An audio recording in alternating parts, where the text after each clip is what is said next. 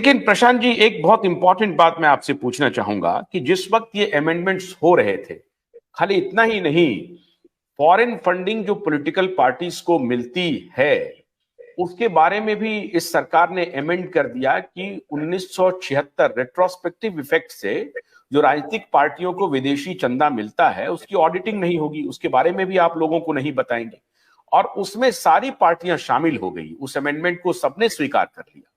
और मुझे याद है बहुत ध्यान से मैं अरुण जेटली के उस भाषण को सुन रहा था जब पार्लियामेंट में वो दे रहे थे, और वो कह रहे थे कि हम ट्रांसपेरेंसी के लिए अमेंडमेंट ला रहे हैं और इलेक्टोरल बॉन्ड जो है वो ट्रांसपेरेंसी का सबसे बड़ा माध्यम होगा, अब ब्लैक मनी को के ऊपर हथौड़ा होगा।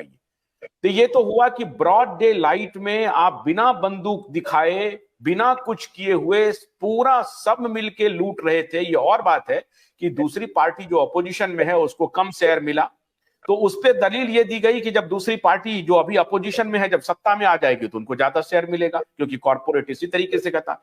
मतलब फंडामेंटल बात जो है कि आप डेमोक्रेसी को कहीं भी रख दीजिए, कोई लेना देना नहीं है, जनता को अधिकार ही नहीं है कि कौन व्यक्ति कितना पैसा किस पार्टी को दे रहा है, इस पर कोई सवाल ही नहीं है। ये सब मिल गए आपस में, बोला कोई बात नहीं, अभी सत्ता में आप हैं, आपको ज्यादा मिलेगा, हम जब आ जाएंगे तो हमें मिलेगा ज्यादा।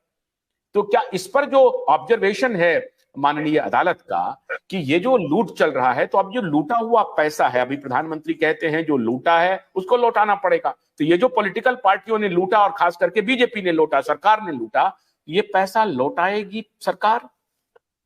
नहीं, लौटा तो खैर नहीं पाएगी, क्योंकि ऐसा नहीं है कि इन्होंने पॉलिटिकल फंडिंग को ही इलीगल करार दे दिया है। मतलब कॉर्पोरेट फंडिंग को ये नहीं बोला है कि ये इलीगल है, ये बोला है कि इसमें जो अनोनिमिटी है, यानी कि जो इसको खुफिया बना दिया गया है, ये अनकॉन्स्टिट्यूशनल है। तो इसीलिए उन्होंने ये आदेश दे दिया है कि लोगों को बताया जाए कि भाई किसने बॉन्ड्स खरीदे थे और किसको दिए गए। तो इसलिए वो पैसा नहीं लौटाया जाएगा, लेकिन उसकी इंफॉर्मेशन सार्वजनिक करी जाएगी और आगे से इन इलेक्टोरल बॉन्ड्स को रोक दिया है। देखिए, इलेक्टोरल बॉन्ड्स में सब पार्टियां सहमत नहीं थी। शुरू से कई सारी ऑपोजिशन पार्टीज ने इसको अपोज किया था, खासकर कांग्रेस ने, सीपीएम ने, बहुत सारी पार्टियों ने अपोज किया था। वो जो फॉरेन कंट्रीब्यूशन रेगुलेशन एक्ट में जो अमेंडमेंट लाए थे, वो अमेंडमेंट तब आया जब हमारी एडीआर की ही एक पिटीशन में हाईकोर्ट ने ऑर्डर किया कि कांग्रेस और बीजेपी दोनों ने ही फॉरेन फंडिंग ली है एफसीआरए के खिलाफ और इनका इन्वेस्टिगेशन होना चाहिए। उस पर उसके बाद, उस समय तो एक्चुअली कांग्रेस की सरकार थी, पहला अमेंडमेंट तो वही लोग लेकर आए रेट्रोस्पेक्टिव इफेक्ट से कि अच्छा, अगर कोई फॉरेन कंपनी अपनी सब्सिडियरी के जरिए फंडिंग करती है, जो सब्सिडियरी इंडिया में है, तो उसको फॉरेन फंडिंग नहीं माना जाएगा। उस पर सब कांग्रेस और भाजपा दोनों की सहमति थी।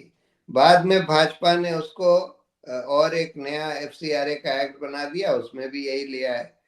तो इस पर दोनों की सहमति थी, लेकिन इलेक्टोरल बॉन्ड्स पर सहमति नहीं थी। इलेक्टोरल बॉन्ड्स तो भाजपा लाई, और जो ये सब दलील दी गई कि इससे ब्लैक मनी कम होगा, ट्रांसपेरेंसी आएगी, ये तो सब बकवास थी, और सुप्रीम कोर्ट ने उसको कह दिया है कि ये सारी दलीलें बकवास थी। भोलानाथ का ब्रश कटर एक बैटरी से चलने वाली मशीन है जिसका चार्जिंग समय 3.5 घंटे है। इसे हम 6 से 8 घंटे बिना रुके चला सकते हैं। एक बार चार्ज करने पर ये 16,000 स्क्वायर फीट गेहूं, चावल, बजरा, जोवर के खेत काट सकता है, जबकि इसी कार्य को पेट्रोल ब्रश कटर 1,000 रुपए पेट्रोल का खर्चा करता है।